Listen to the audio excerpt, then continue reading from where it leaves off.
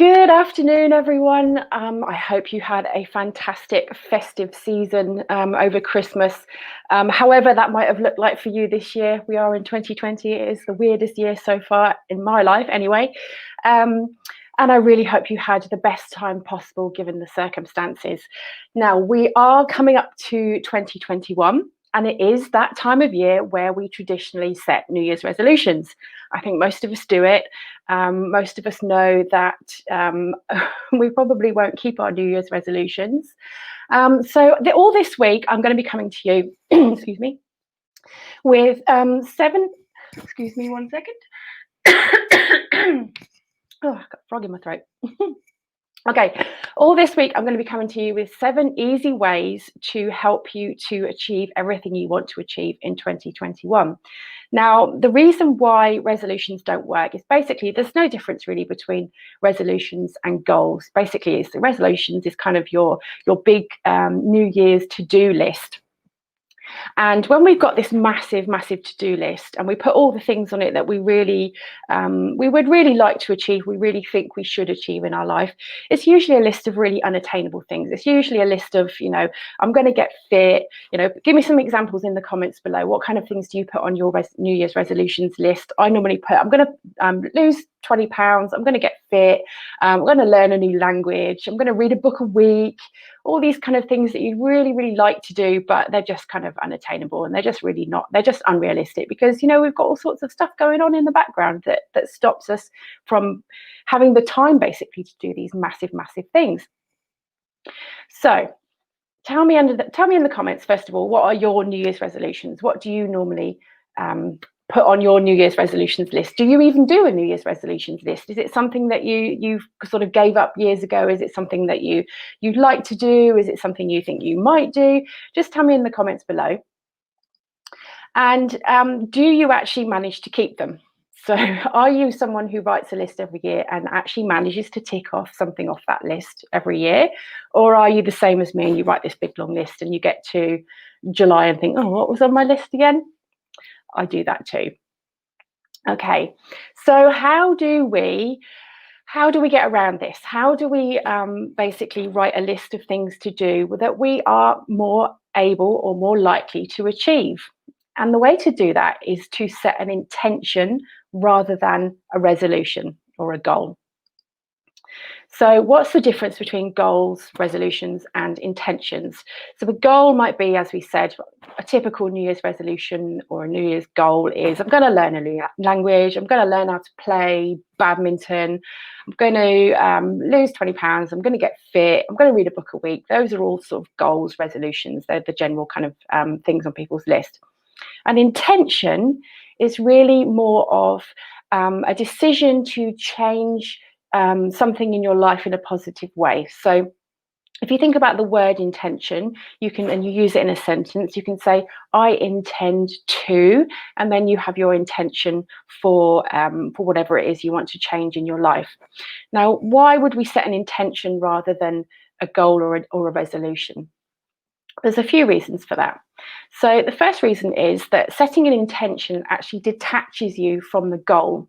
So if we've got a goal that we put on or a resolution we put on our list, and that goal is, let's say, lose 20 pounds by the end of May, something like that, you've set yourself basically up for disappointment, because if you don't reach that goal, or if you start out strong, you exercise for the first 3 weeks in January, you stick to your plan, but things get in the way, and then something else happens and you fall off the track that you wanted to do. By the time you get to the end of May, where you've set your intention or your goal that you wanted to lose that 20 pounds by the end of May, you've set yourself up for disappointment. If you set yourself up for disappointment, you're more likely to not achieve that goal. So by setting an intention, you're detaching yourself from the outcome of what you want to achieve. You're giving yourself the break, actually. That's what it is. So the second thing is, excuse me, it encourages, I've written that wrongly. It encourages big lifestyle changes. That should say big, not bit. So it encourages big lifestyle changes. So if you're setting an intention, so let's say your intention is, for example, I intend to have more balance and health in my life. so if I intend to be more healthy, that actually is going to encourage you. You're putting out there to the universe, you're saying, right, it is my intention to lead a more healthy lifestyle. And the bits to do that will start to fill in. So the bits that happen to encourage that, to facilitate that, are actually really the kind of the goal, the mini goals that come in behind that. But by setting the intention at the beginning, my intention is to live a healthier life, then you're giving yourself much more room for expansion, room for growth, and room for a success. So the next thing, excuse me, I'm a bit croaky today. So the next thing is that when you set an intention rather than lots of resolutions or goals, you're actually shortening that to-do list. So let's say, for example, on your resolutions or your goals list, you might have something like, right, I want to meditate every day. I want to start a yoga practice. I want to go for a walk every day and be out in nature because that's what I like to do. Let's say if you want to do, you want to read a book every day, you give yourself 20 minutes. You've got all these things on your to-do list, and that's quite overwhelming because you're thinking, right, every day I've got to do all these things. But you can encompass that in one intention of, I intend to live a more mindful life. Now, because you've got that intention, that encompasses all that. And when you remind yourself of your intention every day, if you wake up in the morning, maybe you've got it on a post-it note next to your bed, or you've got it on your computer screensaver or whatever, and you say, it's my intention to live a more mindful life, you're much more likely to actually do the things to encourage you to live a more mindful life. And those things might be to meditate daily, to perhaps write a blog post daily, to give yourself 10, 15 minutes to read every day. Just mentally, subconsciously, those things will fill in. If by setting that intention, those things will fill in naturally, automatically behind it. So that was what I just wanted to talk to you about today, is just the difference between resolutions, stroke goals, and intentions, and how intentions are much, much more powerful because they're encouraging these big life changes as you go through the year. And a big life change, basically, if our goal is to get fit and we're not fit right now, that's a big lifestyle change that we need to encourage. It's not, this macro goal, this micro goal of to get fit. Needs to be a macro intention of, I intend to live a healthier life, and all the bits will fill in behind it. So all this week, I'm going to be giving you little tips on how to do that, and little activities to do. And the first activity I would like you to do today, and if you're willing and able, please post it in the comments underneath the video. This is going live on 3 of my my channels, so there's lots of people who'll be able to participate and get engaged in this.